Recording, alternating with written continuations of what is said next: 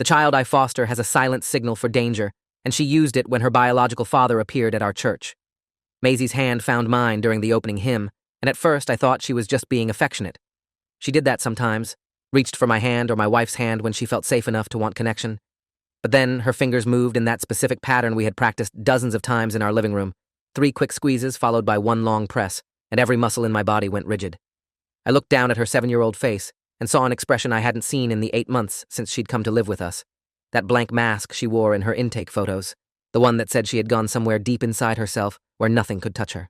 I followed her gaze across the sanctuary of Grace Community Church, past the rows of families in their Sunday best, past Pastor Elijah at the pulpit reading from Psalms, until my eyes landed on a man I had only ever seen in court documents and a single mugshot. He was standing near the back door, wearing a crisp blue button-down shirt like he belonged here, like he hadn't spent the last 14 months in state prison for what he'd done to his own daughter.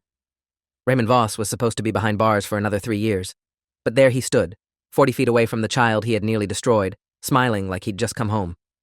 I'd been fostering children with my wife Denise for almost 6 years when Maisie arrived at our door in a caseworker's arms. We'd had 11 kids come through our home before her, some for a few weeks, others for over a year, and I thought I understood what trauma looked like in children.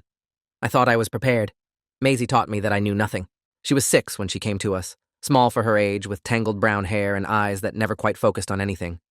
Her file was one of the worst I'd ever read, pages and pages of documented abuse spanning her entire short life, medical reports describing injuries no child should ever have, and psychological evaluations using words like dissociative and hypervigilant.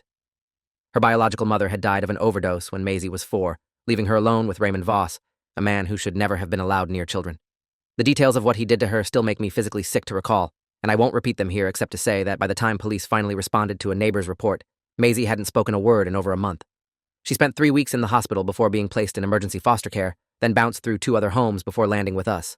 Those families had given up because Maisie wouldn't talk, wouldn't eat without being prompted, wouldn't do anything except sit in whatever corner felt safest and stare at the wall. The first 3 months with Maisie were the hardest of my life as a foster parent. Denise and I took shifts staying up with her at night because she would scream in her sleep, but never actually wake up, just thrash and cry until exhaustion took her again. We learned to move slowly around her, to announce ourselves before entering rooms, to never raise our voices for any reason. Her therapist, Dr. Amara Okonkwo, a child trauma specialist with over 20 years of experience, worked with us to develop strategies for helping Maisie feel safe. One of those strategies was the signal. Dr. Okonkwo explained that children who have experienced severe abuse often lose the ability to verbally communicate when they feel threatened. Their voices literally shut down as a survival mechanism. She suggested we give Maisie a nonverbal way to tell us she was in danger, something she could do without drawing attention, something that would feel like a secret power instead of a reminder of her powerlessness. We settled on the hand squeeze pattern, 3 quick and 1 long, and we practiced it until Maisie could do it without thinking. She had never used it before that Sunday morning. In 8 months of slow, painstaking progress, of first words and first smiles and first nights without nightmares, she had never once needed to tell us she was scared. And now her small hand was crushing mine with a desperate grip that told me everything words couldn't. I did not react visibly when I recognized Raymond Voss across the sanctuary. That was the hardest thing I have ever done, keeping my face neutral while my heart pounded and my vision narrowed to a tunnel focused on the man who had hurt my daughter. I used that word deliberately. Maisie was not legally my daughter, not yet, but she was mine in every way that mattered, and the person who had tortured her was standing in my church like he had every right to be there. I leaned down and whispered to Maisie that I saw him too, and she was safe with me, that we were going to leave quietly and everything would be okay. She didn't respond, just kept squeezing my hand in that pattern over and over, a distress signal on repeat. I caught Denise's attention and tilted my head toward the exit on our side of the pew, the one that led to the children's ministry hallway, rather than the main foyer where Voss was standing. Denise saw my expression and didn't ask questions, just gathered her purse and stood up smoothly, offering apologies to the family next to us as we shuffled out of the row. We walked calmly toward the side exit, not rushing, not drawing attention, and I felt Voss's eyes on us the entire way. I knew he had seen her. I knew he had seen me. The question burning in my mind was whether he knew who we were, whether he knew where we lived, whether this encounter was coincidence or something far more deliberate. We made it to the parking lot without incident, though my hands were shaking so badly I could barely get the car keys from my pocket. Denise strapped Maisie into her booster seat while I started the engine and locked all the doors. Maisie still hadn't spoken, had retreated so far into herself that her eyes had gone glassy and unfocused again, and seeing that regression made something hot and furious ignite in my chest. 8 months of healing undone in an instant. I pulled out of the parking lot faster than I should have and didn't stop checking the rearview mirror until we were 3 blocks away. Only then did I pull over and call 911. The dispatcher transferred me to the non-emergency line when I explained that no crime was currently in progress, and I spent 15 frustrating minutes trying to convey the urgency of the situation to someone who kept asking me to spell Voss's name and confirm Maisie's date of birth. Finally, they told me a detective would call me back within 24 hours. I hung up and immediately called Maisie's caseworker, Janet Blackwell, a veteran of the child welfare system who had been assigned to Maisie since her initial removal. Janet answered on the third ring even though it was Sunday, and when I told her what had happened, the silence on the other end of the line lasted long enough to make my stomach drop. She said she would make some calls and get back to me within the hour. Her voice sounded strange, careful, like she was choosing her words with unusual precision. Janet called back in 40 minutes with news that turned my fear into something closer to panic. Raymond Voss had been released from prison 6 weeks ago on a technicality. His conviction had been overturned on appeal due to what the court called improper jury instructions during his original trial. The prosecution was working on a retrial, but Voss was out on bail in the meantime, wearing an ankle monitor that was supposed to keep him away from schools, playgrounds, and his known victim. Janet said the monitoring company should have flagged that he entered a church where children were present, but she was already hearing that there might have been a glitch in the system. A glitch. My daughter's abuser was free because of improper jury instructions and found her because of a monitoring glitch. I asked Janet why we hadn't been notified of his release, and another long silence followed. She said the notification should have been sent to our address and to Dr. Okonkwo's office, that it was protocol for all parties involved in a victim's care to be informed when a perpetrator was released. She said she would look into why the notification hadn't reached us, but her voice had that careful quality again, and I could hear the sound of someone in the background talking to her in urgent tones. I asked her directly if she knew something she wasn't telling me. Janet said she couldn't comment on an ongoing internal review, and that was when I knew the system that was supposed to protect Maisie had failed at every possible level. The next 48 hours were a blur of phone calls, documentation, and slowly mounting dread. I contacted a family law attorney named Patricia Ambrose who specialized in foster care and adoption cases, and she agreed to meet with us Monday morning. Detective Luis Guerrero from the Sex Crimes Unit called me back on Monday afternoon and confirmed that the monitoring company had indeed lost track of Voss for approximately 2 hours on Sunday morning, during which time he had traveled from his registered address to our church and back. The detective said they were investigating whether this was a technical failure or deliberate tampering, and asked if I could provide any additional information about Voss's possible motive for seeking out Maisie. I explained that we had never had any contact with him, that we had been matched with Maisie through the foster system and had no prior connection to her biological family. Detective Guerrero said that was concerning because it meant Voss had gone to some effort to find out where his daughter was placed, and he suggested we increase security measures at our home until the situation was resolved. He gave me his direct number and told me to call if I saw Voss anywhere near us again. The combination of his professional calm and the underlying tension in his voice told me that he took this threat seriously, and that terrified me more than any dramatic warning could have. Patricia Ambrose's office was in a renovated downtown building, and we met with her while Maisie stayed with Denise's mother for the morning. Patricia was in her 50s with sharp eyes and a no-nonsense demeanor that made me feel like we were finally talking to someone who understood the gravity of the situation. She reviewed Maisie's case file, the court documents from Voss's original trial, and the sparse information we had about his early release. Then she looked up at us with an expression that made my heart sink. She said the family court system in our state had a strong preference for reunification with biological parents whenever possible, even in cases of severe abuse. She said that now Voss's conviction had been overturned. He could theoretically file for visitation rights or even custody while awaiting retrial, and depending on which judge the case landed with, he might actually have a chance of getting supervised visits approved. I felt like the floor had dropped out from under me. I asked her how that was possible when everyone knew what he had done to Maisie, when there were medical records and police reports and photographs documenting abuse that would make most people physically ill. Patricia said that legally, with his conviction vacated, Voss was currently an innocent man. The evidence existed, but until he was convicted again, the court might view restricting his parental rights as premature. Denise started crying quietly next to me, and I realized I had been gripping the arms of my chair so hard my knuckles had gone white. I asked Patricia what we could do to protect Maisie, what legal options existed to keep her abuser away from her. Patricia outlined several possibilities, none of them guaranteed.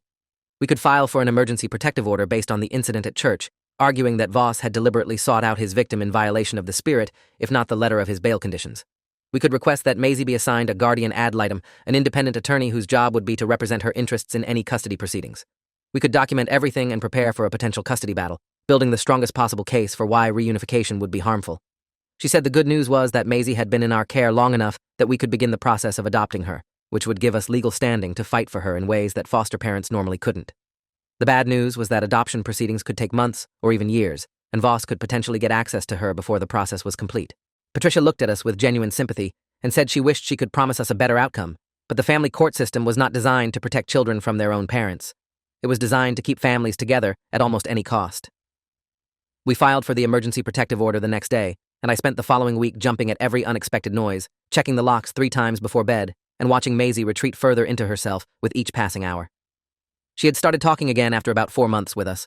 First, just yes and no, then short sentences, then eventually the kinds of silly jokes and random observations that 7-year-olds make. Now she had gone silent again, communicating only in nods and head shakes and that hand squeeze signal that had become a constant presence. She squeezed my hand when the mailman knocked on the door.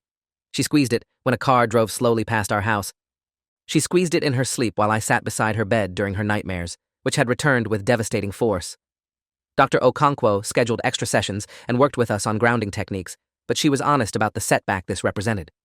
She said children who had experienced trauma as severe as Maisie's developed a kind of internal alarm system that could be triggered by any reminder of their abuse, and seeing her father had activated every defense mechanism she had.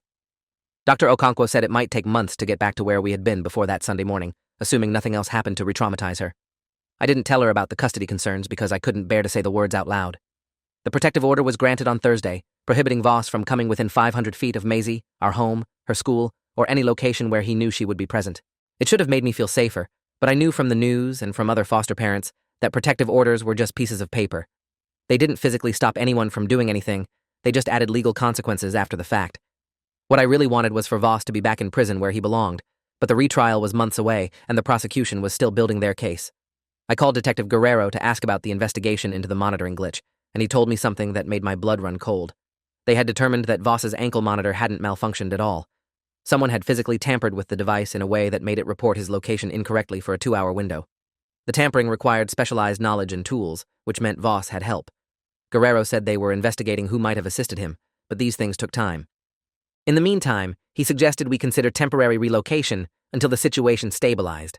I asked where exactly he expected us to relocate a traumatized 7-year-old who had just begun to feel safe in our home, and he didn't have an answer. The next escalation came exactly 1 week after the church incident. I was picking Maisie up from school, waiting in the car line like I did every afternoon, when I noticed a man standing on the sidewalk across the street. He was wearing sunglasses and a baseball cap, but something about his posture made me look closer. Then he raised one hand and waved, a slow, deliberate gesture that was clearly directed at my car, and my stomach turned to ice. It was Voss. He was standing outside my daughter's elementary school, in clear violation of the protective order, waving at us like he was an old friend. I fumbled for my phone and started recording video while simultaneously calling 911. Maisie couldn't see him from her position in the back seat, thank God. But she must have sensed something because her hand found mine over the center console and started squeezing. I told her everything was okay, just stay in her seat, and I kept the camera pointed at Voss until a school security officer noticed the commotion and started walking toward him. Voss saw the officer coming and turned away, walking casually down the sidewalk like he had somewhere to be, and by the time police arrived 15 minutes later, he was gone. But I had video. I had proof. And this time, there would be consequences. Detective Guerrero met us at the police station and watched the video 3 times, pausing and zooming on Voss's face to confirm his identity.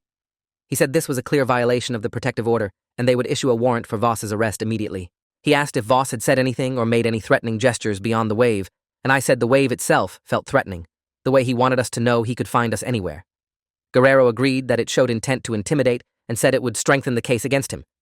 He also said something that surprised me, that he had been looking into Voss's background and found some troubling patterns. Voss had 2 ex-wives in addition to Maisie's mother, and both of them had filed for protective orders against him at some point. One of those ex-wives had a daughter from a previous relationship, and that daughter had been removed from the home by Child Protective Services when Voss was briefly her stepfather. The case had been closed without charges due to insufficient evidence, but Guerrero said he was reaching out to that family to see if they would cooperate with the current investigation. The picture forming was of a serial predator who had been slipping through the system for years, and Maisie was just the first victim whose abuse had been severe enough to result in prosecution. The warrant for Voss's arrest was issued that evening, but he had disappeared. His registered address was empty when police arrived, and his ankle monitor, which should have been reactivated after the church incident, was found cut off and abandoned in a dumpster behind a gas station. He had gone underground, which meant he was both more dangerous and harder to find. Patricia Ambrose filed an emergency motion arguing that Voss's flight from law enforcement and repeated violations of protective orders demonstrated that he posed an imminent threat to Maisie's safety, and that his parental rights should be terminated immediately without waiting for the retrial. The hearing was scheduled for the following Monday, and we were told to prepare for the possibility that Voss might show up and contest the motion. I asked how he could show up when there was a warrant out for his arrest, and Patricia gave me a tired look that said I still didn't understand how the family court system worked. She said defendants in custody disputes were sometimes granted temporary immunity to appear at hearings involving their children, that the court's interest in preserving the parent-child relationship could override criminal matters. It sounded insane. It was insane. but it was also the reality we were dealing with. I didn't sleep the night before the hearing. I sat in a chair by Maisie's bed and watched her breathe, watched her face twitch with dreams I couldn't protect her from, and thought about all the ways the system had failed this little girl. She had been failed by her mother, who couldn't stop using long enough to keep her safe. She had been failed by her father, who had done unspeakable things to her for years before anyone intervened. She had been failed by CPS, which had received multiple reports about her household, but never acted until a neighbor literally heard her screaming.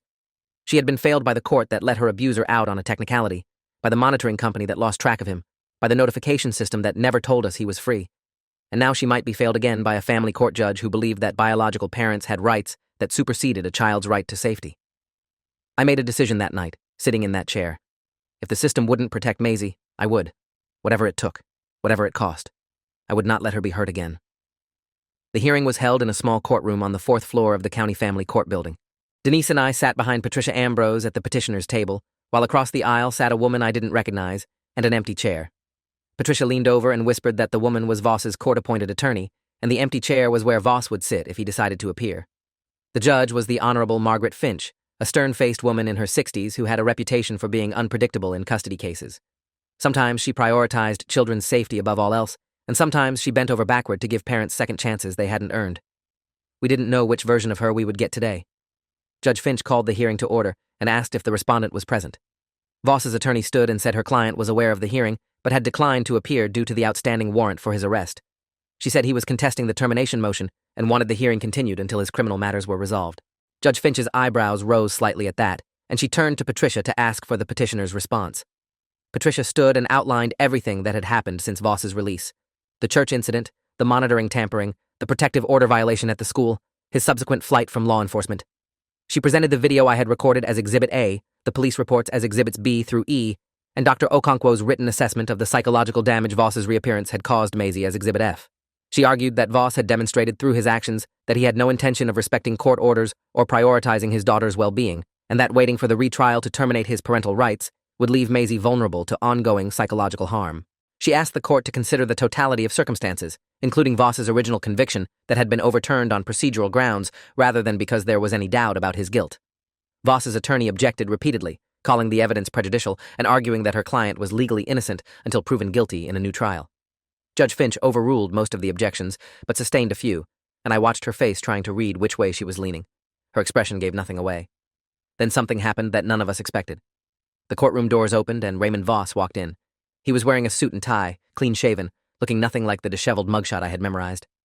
He walked calmly to the respondent's table and sat down next to his attorney, who looked almost as surprised as we were. 2 sheriff's deputies who had been standing by the doors moved forward, and one of them said that Mr. Voss had an outstanding warrant and needed to be taken into custody.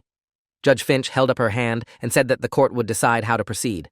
She looked at Voss with an expression I couldn't read and asked him why he had chosen to appear today when there was a warrant for his arrest. Voss stood and spoke in a calm, reasonable voice that made my skin crawl. He said he loved his daughter more than anything in the world and couldn't let these proceedings happen without defending his right to be in her life. He said he had made mistakes, he acknowledged that, but he had been working on himself and wanted the chance to prove he could be a good father.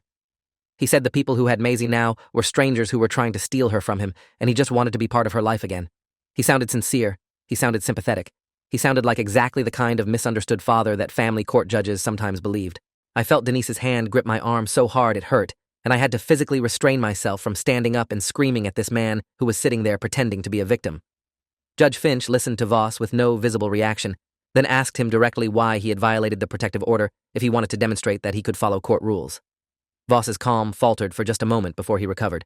He said he hadn't intentionally violated anything, that he didn't know his daughter went to that school, and he had just been walking through the neighborhood when he happened to see her car. He said the wave was a reflex. He was just happy to see his little girl. He didn't mean to frighten anyone. The lies flowed so smoothly that I could almost believe he believed them. But Judge Finch wasn't finished. She asked him about the ankle monitor tampering, about his disappearance from his registered address, about why he had fled instead of turning himself in if he was really committed to doing things the right way. Voss had less smooth answers for those questions. He stumbled over explanations about misunderstandings and technical problems and needing time to think. His calm mask was slipping, and I could see something harder and darker underneath. Then Patricia made a request that changed everything. She asked if Maisie could be brought in to make a statement about whether she wanted contact with her biological father. Voss's attorney immediately objected, saying it was inappropriate to put a child in the middle of an adult dispute. Judge Finch overruled her, saying the child's wishes were relevant in custody proceedings, and she wanted to hear from Maisie directly.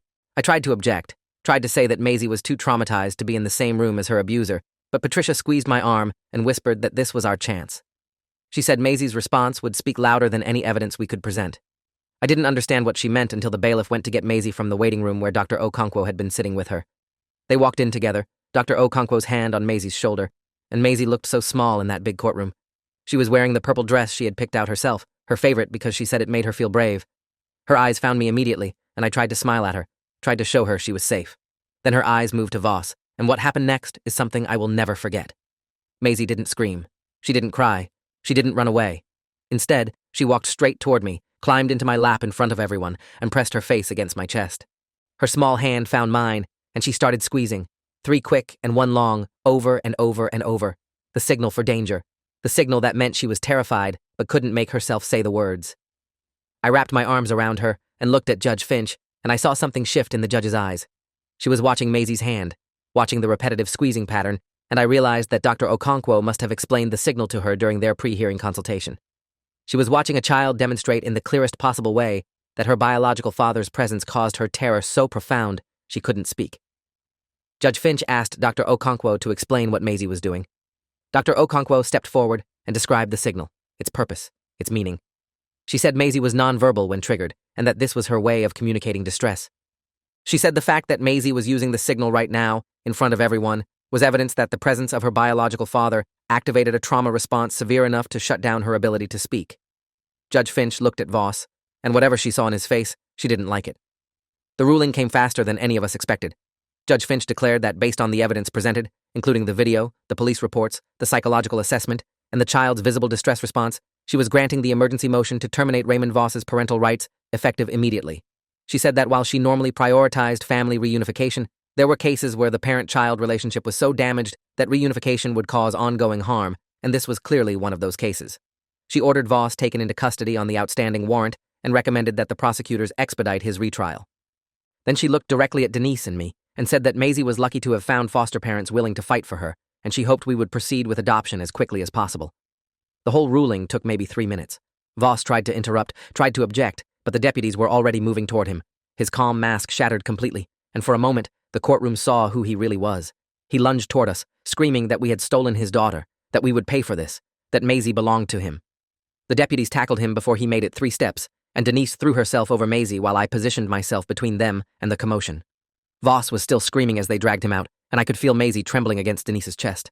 The aftermath of the hearing was a blur of paperwork, follow-up meetings, and the slow process of helping Maisie understand that she was safe now, really safe, in a way she had never been before in her life.